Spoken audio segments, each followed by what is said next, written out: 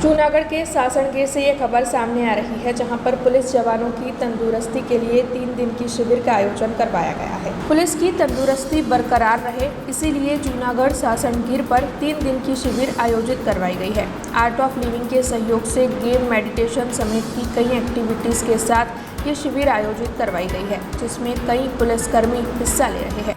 तब इस मामले में जूनागढ़ के एसपी हर्षदभाई मेहता ने ज्यादा जानकारी दी है। सामान्य रीते पोलीस दैनिक પોતાના રૂટીનમાંથી સમય કાઢી શકતી હોતી નથી પોતાના શારીરિક અને માનસિક સ્વાસ્થ્ય માટે. આસપાસમાં અરજદારોની જે નકારાત્મક દરરોજની ઘટનાઓને કારણે પોલીસની એક થોટ પેટર્ન નેગેટિવિટી આવી જતી હોય છે એમાં વિચારવામાં. એને બ્રેક કરવા માટે સંપૂર્ણ રીતે કોઈ એક જ જગ્યાએ રહી અને એ પોતે પોતાનું સ્વાસ્થ્ય સુધારી શકે એ માટેનું એક ડિટોક્સ પ્રોગ્રામનું આયોજન કરેલું.